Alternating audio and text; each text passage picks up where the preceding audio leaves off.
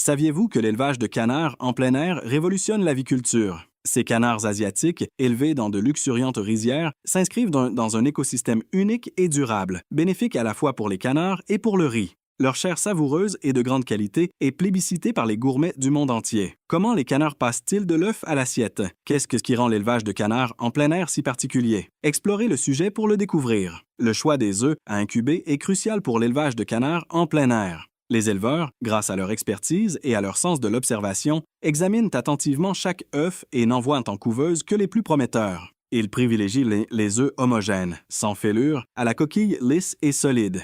Ces caractéristiques sont essentielles au développement de l'embryon. Les éleveurs surveillent également la taille et le poids des œufs. Ils savent que les petits œufs risquent de ne pas contenir suffisamment de nutriments pour le caneton, tandis que les gros œufs pourraient ne pas rentrer dans l'incubateur. Des œufs parfaitement équilibrés offrent un environnement optimal pour les embryons. Afin d'obtenir les meilleurs résultats, les éleveurs sélectionnent les œufs de leurs canards les plus robustes et les plus prolifiques. Grâce à leur patrimoine génétique et à leur constitution solide, ces canards ont plus de chances de donner naissance à une descendance de qualité comparable. Les éleveurs qui choisissent les œufs de ces canards exceptionnels ont ainsi plus de chances d'obtenir des canetons sains et vigoureux qui deviendront des adultes forts et résistants. Après avoir sélectionné l'œuf idéal, les éleveurs installent l'incubateur. Ce dernier est réglé avec précision pour reproduire les conditions naturelles dans lesquelles une canne couve ses œufs. Les éleveurs savent que même de faibles variations de température ou d'humidité peuvent affecter les embryons. L'incubateur est maintenu entre 37,2 et 38 degrés Celsius afin de garantir une température optimale pour les œufs. Ils utilisent des thermomètres précis et des dispositifs de contrôle de la température pour maintenir cette température d'incubation. Ils savent que des changements brusques pourraient nuire aux embryons fragiles. L'humidité est un autre facteur important pour le développement des œufs. Les éleveurs s'efforcent de la maintenir entre 50 et 55 %. Pour ce faire, ils placent des bacs à eau dans l'incubateur ou utilisent des brumisateurs automatiques. Un taux d'humidité adéquat protège les œufs de la déshydratation et préserve le développement embryonnaire. Outre le contrôle de la température et de l'humidité, les éleveurs veillent à une bonne ventilation des œufs. Une circulation d'air optimale régule les niveaux d'oxygène et de dioxyde de carbone dans l'incubateur, assurant ainsi la bonne santé des canetons. Des ventilateurs ou des aérations spécifiques permettent aux éleveurs de renouveler l'air autour des œufs et d'évacuer l'air vicié. Pendant le fonctionnement de l'incubateur, les éleveurs prennent plaisir à suivre la croissance des œufs. L'incubation des œufs de canard dure environ 28 à 35 jours selon la race et le climat. Les éleveurs surveillent attentivement le développement des œufs et détectent tout problème pendant cette période.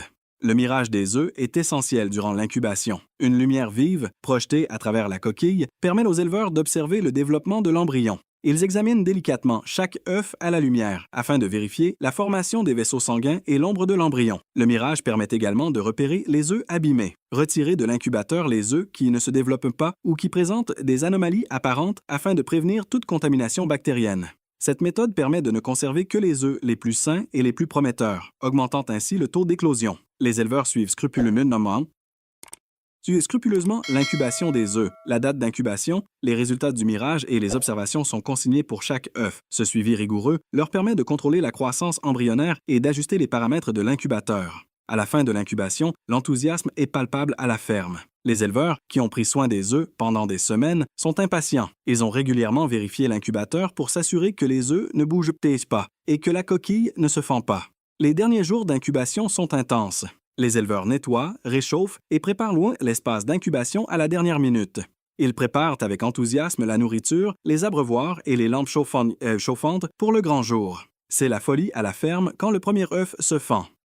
Les fermiers courent s'émerveillent en voyant les canetons éclore dans l'incubateur. Tandis que les petites créatures, prennent leur première respiration et déploient leurs ailes, la joie et l'émerveillement sont au rendez-vous. D'autres œufs éclosent, emplissant l'incubateur de pépiments et de gazouillis. Les canetons, encore humides de leur coquille, se blottissent les uns contre les autres pour se réchauffer. Les fermiers sourient devant ce spectacle attendrissant, sachant que leur dur labeur a porté ses fruits. Malgré l'enthousiasme, cet œuf-là met toujours une éternité à éclore. Les agriculteurs l'appellent l'œuf paresseux, se demandant si son contenu a fait une sieste avant de rejoindre ses frères et sœurs. Il tapote gentiment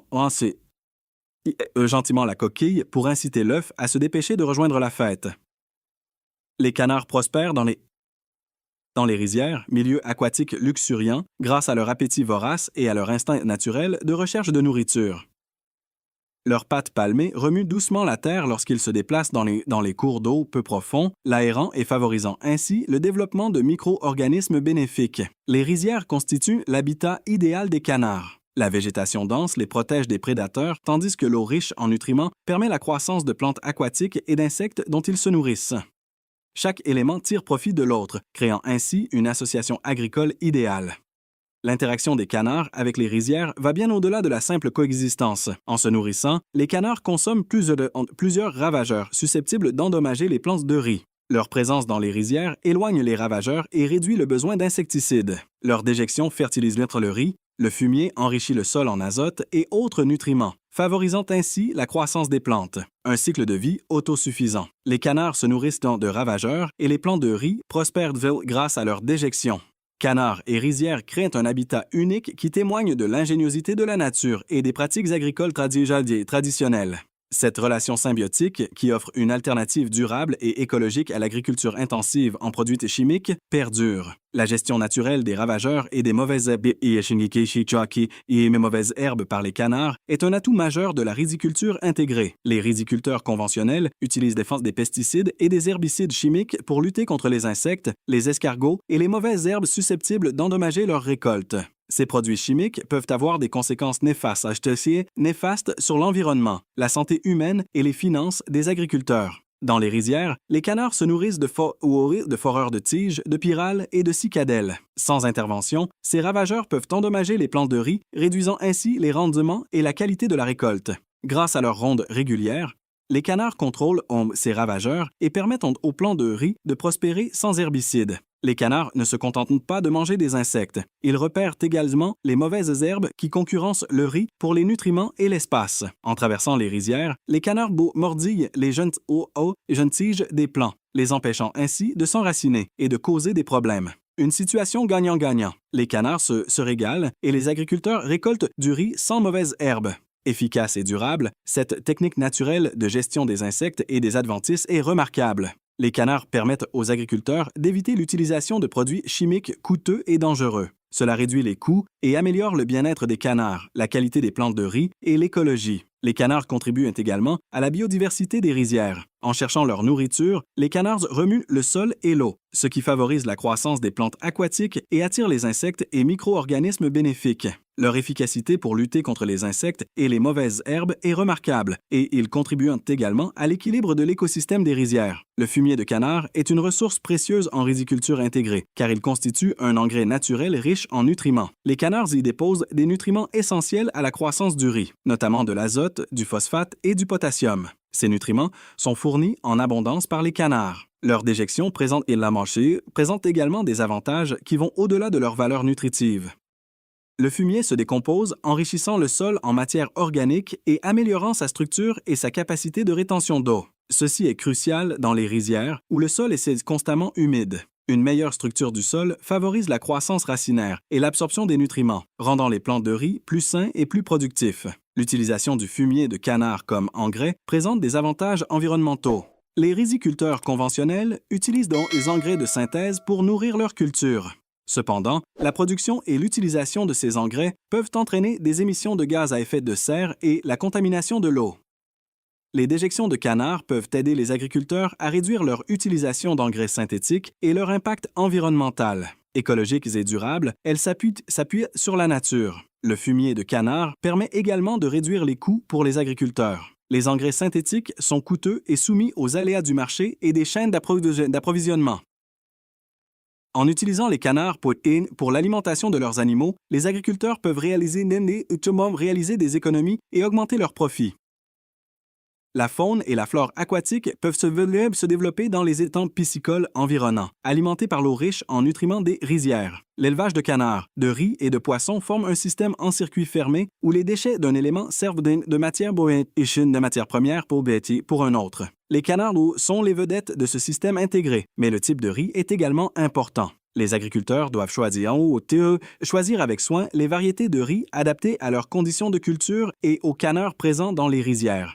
La résistance à la verse est un critère essentiel. Les plants de riz versent lorsqu'ils ne peuvent plus supporter leur poids, généralement à cause de vents violents ou de fortes pluies. Les canards peuvent piétiner accidentellement les plants en cherchant leur nourriture, ce qui provoque la verse.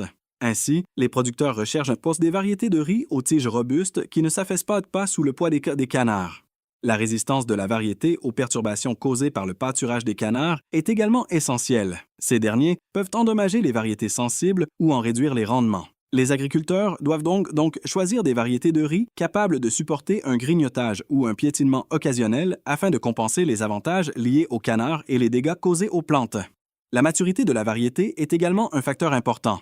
Dans le cadre d'une riziculture intégrée canard-riz, les canards sont introduits dans les rizières à des moments précis de la croissance du riz. Les agriculteurs doivent choisir des variétés dont la date de maturation correspond au mieux aux périodes de pâturage des canards. Cela garantit que les plantes de riz sont au stade de croissance optimale à l'arrivée des canards, ce qui facilite la lutte contre les insectes et les adventices tout en minimisant les dégâts causés aux cultures. Bien entendu, le rendement et la qualité du grain restent des facteurs importants. Les agriculteurs doivent choisir des variétés à haut rendement et produire des grains de qualité supérieure pour leur marché. La taille, la forme, la texture et l'arôme des grains peuvent être pris en compte en fonction des préférences des consommateurs et des traditions culinaires locales. Pour aider les agriculteurs à choisir leur variété de riz, les organismes de recherche agricole et les agences gouvernementales réalisent des essais et formulent des recommandations adaptées aux conditions de culture locales et à la demande du marché. L'élevage intégré de canards et de rizières présente des défis et des opportunités spécifiques. Ces recommandations aident donc les agriculteurs à choisir les variétés les plus adaptées. Cette stratégie est attrayante et durable grâce à ses avantages environnementaux et économiques.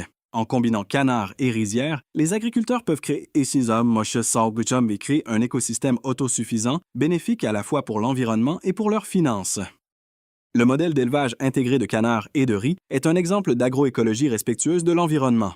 En s'appuyant sur la nature, les agriculteurs peuvent réduire l'utilisation de produits chimiques et accroître la biodiversité. Les habitudes alimentaires naturelles des canards limitent la prolifération des ravageurs et des mauvaises herbes, éliminant ainsi le besoin de pesticides et d'herbicides industriels nocifs pour les sols, l'eau et la faune sauvage. Les déjections de canards, utilisées comme engrais naturels, réduisent les déchets et bouclent le cycle des nutriments. Les agriculteurs peuvent ainsi exploiter les ressources de l'écosystème pour cultiver des plantes saines sans intrants extérieurs. Cela diminue l'impact environnemental de la riziculture et améliore la fertilité des sols, garantissant la durabilité du système. Les agriculteurs bénéficient également d'avantages économiques grâce à l'intégration de la culture du canard et du riz. Ils peuvent réduire leurs coûts de production et augmenter leurs profits en utilisant moins de pesticides et d'engrais. Les canards adultes peuvent être vendus pour leur viande ou leurs œufs, ce qui constitue un revenu supplémentaire. De plus, le concept intégré d'élevage de canards et de riz peut améliorer les moyens de subsistance en milieu rural et renforcer la résilience des communautés. Une riziculture durable peut réduire l'exode rural et encourager les jeunes à s'orienter vers l'agriculture. En travaillant en harmonie avec la nature pour produire des aliments sains et de qualité, les agriculteurs peuvent également développer un sentiment de fierté et un lien plus fort avec leurs terres. L'élevage combiné de canards et de riz pourrait résoudre certains des plus grands problèmes du système alimentaire mondial. Face à la croissance démographique, une agriculture durable est indispensable pour nourrir la population et préserver l'environnement. Ce modèle intégré d'élevage de canards et de riz démontre comment produire des aliments de manière durable, économique et socialement responsable. La transition vers ce type d'élevage est complexe. Les agriculteurs pourraient avoir besoin de bâtiments pour les canards, de clôtures, ainsi que de compétences en élevage et en agroécologie. La riziculture conventionnelle étant encore très répandue dans de nombreux pays, des obstacles culturels et institutionnels peuvent freiner son adoption. Les avantages de l'élevage intégré de canards et de riz sont trop importants pour être ignorés. À mesure que de plus en plus d'agriculteurs et de consommateurs reconnaissent la valeur de cette approche, un système alimentaire plus durable et résilient qui soutient les moyens de subsistance ruraux, interagit avec la nature et nourrit les populations et le monde est en train d'émerger. À l'approche de la récolte du riz, d'immenses troupeaux de canards élevés en liberté investissent les rizières. C'est un spectacle fascinant de voir des milliers de canards se dandiner et chercher leur nourriture au milieu des chaumes, leurs plumes luisantes. Leur joyeux cancanement témoigne de l'abondance et de la vitalité de ce système agricole unique. Les canards se régalent des rizières récoltées. Les grains et le riz restant leur fournissent de l'énergie, tandis que la plante leur apporte minéraux et saveurs. Les canards fouillent avec enthousiasme la terre boueuse à la recherche de nourriture. Leur rôle dans les rizières ne se limite pas à l'alimentation. Les agriculteurs utilisent le pâturage pour nettoyer les champs et les préparer aux semailles. Le broutage des canards décompose les chaumes de riz et les incorpore au sol, améliorant ainsi sa structure et sa fertilité. Les canards contribuent à la lutte contre les insectes et les mauvaises herbes et aux sommet d'herbes qui survivent à la récolte. En se nourrissant, ils consomment les insectes et les graines de mauvaises herbes restants, empêchant leur prolifération et les dommages qu'ils causent aux cultures. Cette lutte antiparasitaire naturelle réduit l'utilisation de produits chimiques. Les grands groupes de canards se nourrissant dans les rizières témoignent de l'ingéniosité et du savoir-faire de l'agriculture traditionnelle. L'intégration de l'élevage au système de culture crée un écosystème en circuit fermé et autosuffisant, optimisant l'utilisation des ressources et réduisant le gaspillage. Depuis des générations, cette stratégie d'agriculture régénératrice offre des avantages alimentaires et environnementaux. Les bienfaits du pâturage libre des canards dépassent le cadre des rizières.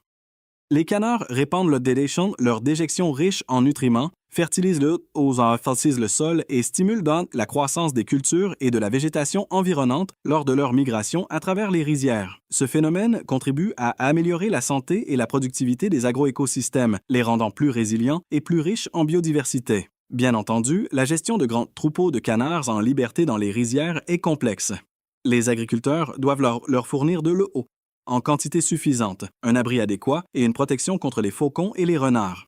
Les canards peuvent endommager les jeunes plants de riz, ce qui exige une gestion attentive du pâturage. Les agriculteurs qui pratiquent l'élevage de canards en liberté en récoltent les fruits. Ils peuvent produire des aliments nutritifs et de grande qualité tout en protégeant l'agroécosystème grâce à une collaboration harmonieuse avec la nature et ses canards en liberté. Canards, agriculteurs et planète y gagnent tous. Face aux enjeux croissants de durabilité et de résilience des systèmes alimentaires, ce modèle d'élevage de canards en plein air illustre comment l'humain peut collaborer avec la nature pour produire des aliments de manière productive et régénératrice. En alliant les traditions agricoles à la science moderne, nous pouvons développer un nouveau modèle agricole qui nourrit les populations et la planète et assure la prospérité future. Les canards pondent des œufs exceptionnels, très prisés. Un élevage bien géré peut produire de 2 à 300 œufs par canard et par an. Les races Khaki, Campbell et coureuse indienne étant particulièrement prolifiques. Pour pondre de nombreux œufs sans stress, les canards ont besoin de bonnes conditions de vie, d'une alimentation adaptée et d'une gestion appropriée. La demande en œufs de canard est forte, ce qui permet aux éleveurs d'en tirer un revenu important. Plus chers que les œufs de poule, ils sont appréciés pour leur goût, leur qualité nutritionnelle et leur rareté. L'élevage de canards pondeurs peut renforcer la stabilité financière en diversifiant les revenus. La production d'œufs de canard soutient les secteurs connexes et l'emploi en milieu rural. La commercialisation et la rentabilité des œufs de canard dépendent de leur qualité. Cela exige un élevage propre, aéré et régulièrement nettoyé. Une alimentation équilibrée, adaptée aux besoins nutritionnels des canards à chaque étape de leur vie est essentielle. La gestion du stress, le suivi de leur santé et la prévention des maladies sont indispensables pour leur bien-être et la production d'œufs de qualité. Les canards pondeurs ont un régime alimentaire différent de celui des autres volailles. Une alimentation équilibrée doit contenir de 16 à 18 % de protéines brutes, suffisamment d'énergie provenant de céréales et de graines oléagineuses et de 3 à 4 % de calcium pour des coquilles d'œufs robustes. Leurs diverses activités physiologiques nécessitent des vitamines A, D, E et du complexe B, ainsi que des oligoéléments comme le zinc, le manganèse et le sélénium. La digestion, l'absorption des nutriments et la ponte des œufs nécessitent une eau propre. Les œufs de canard doivent être transformés de manière efficace et hygiénique afin de garantir leur sécurité et leur qualité. Les œufs, collectés régulièrement, sont lavés et mirés pour détecter d'éventuelles anomalies internes. La qualité pour le consommateur est assurée par un tri selon la taille, la qualité de la coquille et la qualité interne. Un emballage approprié, un stockage à 7 degrés Celsius et une conservation lors du transport permettant de préserver leur fraîcheur. Selon l'importance de la production et le marché cible, les options de distribution vont de la vente directe à la vente en gros. L'élevage des canards de chair, d'une durée de 7 à 8 semaines, est bien organisé. Les canetons sont couvés pendant 3 à 4 semaines dans un endroit chaud et à l'abri des courants d'air avec un premier repas. Ils sont ensuite nourris avec un aliment de croissance et élevés dans des espaces plus vastes jusqu'à atteindre le poids commercial, soit 2,7 à 3,2 kg à 6 ou 7 semaines. Cet élevage nécessite de l'eau, des soins vétérinaires et un abattage respectueux du bien-être animal. Les canards élevés en plein air sont plus robustes et produisent une viande de meilleure qualité. Ils peuvent se dépenser et réduire leur stress à l'extérieur.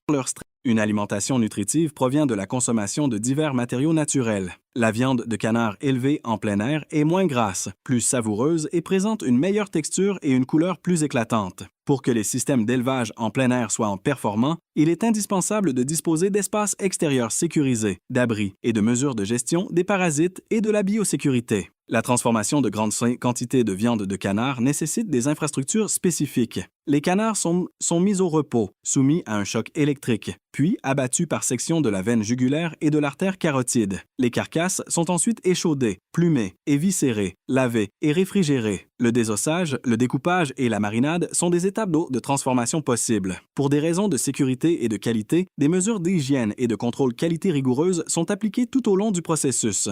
Après transformation, les carcasses de canard sont nettoyées puis découpées en filets, cuisses, pilons et ailes prêts à la commercialisation. Il est possible de produire du bœuf haché, des saucisses et du canard fumé. La fraîcheur et la qualité dépendent d'un emballage approprié. Les méthodes courantes incluent le conditionnement sous vide, le changement d'environnement et le film rétractable. Les étiquettes fournissent des informations sur le produit, son stockage et sa traçabilité. Le conditionnement et le transport de la viande de canard sous réfrigération garantissent sa sécurité et sa qualité. La viande de canard est une symphonie de saveurs et de textures qui ravit les papilles. Sa saveur riche et giboyeuse et sa chair tendre et juteuse offrent respectivement une aventure culinaire et un réconfort. Le canard est polyvalent et se prête à de nombreuses préparations. Du canard rôti à la peau croustillante au curry de canard aux saveurs exotiques. Le système de découpe de viande de canard, ACMNT, à la pointe de la technologie, révolutionne la transformation de la viande de canard. Ce dispositif automatisé découpe les carcasses de canard avec précision et efficacité grâce à des capteurs et des équipements de découpe modernes. Sa rapidité d'exécution et sa grande précision optimisent la production et réduisent le gaspillage. La conception sûre et hygiénique du système ACMNT garantit un environnement de transformation propre. Le dépêchage des magrets et des ailes de canard est réalisé efficacement avec l'éplucheur FHFD. Sa technologie sophistiquée permet un dépêchage précis et maximise le rendement en viande. La taille compacte de la machine et son interface utilisateur intuitive facilitent son intégration dans les lignes de production. L'écorcheuse AFHFD automatise le dépêchage, réduisant ainsi les coûts de main-d'œuvre et améliorant l'homogénéité du produit. Des technologies modernes, comme le système de détection d'os SensorX, améliorent la sécurité et la qualité de la viande de canard. Ce système utilise l'imagerie par rayons X sophistiqués pour détecter les fragments d'os dans la chair. Les transformateurs peuvent ainsi éliminer les risques avant que le produit n'atteigne le consommateur. Avec un faible taux de faux positifs et un débit élevé, SensorX est un système performant. Cette méthode renforce la confiance des consommateurs dans la viande de canard en leur garantissant un produit sans ose. La transformation automatisée du canard est bien plus efficace que les méthodes manuelles. L'automatisation accélère le processus, réduit les coûts de main-d'œuvre et améliore la qualité du produit. Les transformateurs peuvent traiter davantage de canards grâce aux systèmes automatisés fonctionnant 24 heures sur 24 et 7 jours sur 7. Ils éliminent également les erreurs humaines et les risques de contamination, améliorant ainsi la sécurité alimentaire. Les transformateurs de canards peuvent optimiser leurs opérations, rester compétitifs et répondre à la demande des consommateurs pour des produits de canard de haute qualité en adoptant les technologies automatisées. Cette vidéo vous a plu? Abonnez-vous à notre chaîne et activez les notifications.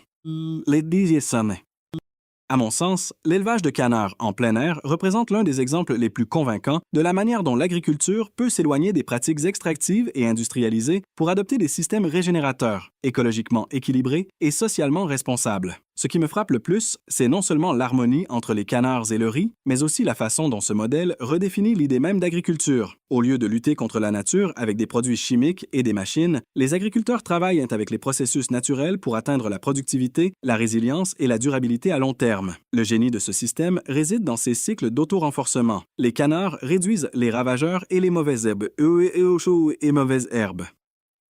Leurs déjections enrichissent le sol et leur présence améliore la biodiversité, tout en produisant une viande et des œufs de grande qualité. À l'inverse, l'agriculture conventionnelle enferme souvent les agriculteurs dans un cycle de dépendance aux engrais, aux pesticides et à la volatilité des marchés. En intégrant l'élevage et les cultures, l'élevage de canards en plein air réduit les coûts, augmente les rendements et offre des sources de revenus diversifiées. Il s'agit donc d'une solution non seulement environnementale, mais aussi socio-économique, notamment pour les petits exploitants vulnérables au changement climatique et à l'évolution des marchés. Parallèlement, il me semble important de reconnaître que le déploiement à grande échelle de tels systèmes comporte des défis. La gestion de grands troupeaux dans les rizières ouvertes exige une planification rigoureuse afin d'éviter le surpâturage et les dommages aux jeunes plants. Et toutes les régions ne disposent pas des infrastructures ni des connaissances nécessaires à la mise en œuvre de ces pratiques. Des barrières culturelles ou institutionnelles peuvent également exister, l'agriculture moderne étant souvent orientée vers les monocultures et les méthodes intensives en produits chimiques. Pour surmonter ces obstacles, j'estime qu'il est essentiel d'investir dans la formation des agriculteurs, les modèles coopératifs et le soutien politique. Par exemple, les gouvernements pourraient en subventionner les systèmes agricoles intégrés plutôt que les engrais, ou les instituts de recherche pourraient se concentrer sur l'optimisation des variétés de riz adaptées à l'intégration de l'élevage de canards dans les rizières. À mon sens, le véritable potentiel de l'élevage de canards en plein air dépasse la simple production d'un riz de meilleure qualité ou d'une viande de canard plus savoureuse. Il s'agit de démontrer un modèle de production alimentaire différent qui valorise l'intelligence écologique, respecte les cycles naturels et soutient les communautés rurales. Si de tels systèmes étaient plus largement adoptés, ils pourraient réduire considérablement l'impact environnemental de l'agriculture tout en reconnectant les populations à la terre de manière significative. En résumé, je considère l'élevage de canards en liberté comme un modèle d'agroécologie qui allie savoir-faire traditionnel et compréhension moderne. Il ne s'agit pas simplement d'une technique agricole, mais d'une philosophie de coexistence, preuve que sécurité alimentaire et préservation de l'environnement ne sont pas incompatibles. Il reste à développer la volonté collective de généraliser ces pratiques et à reconnaître que la durabilité exige de ne pas se focaliser uniquement sur le rendement, mais de prendre en compte la résilience des écosystèmes dans leur ensemble.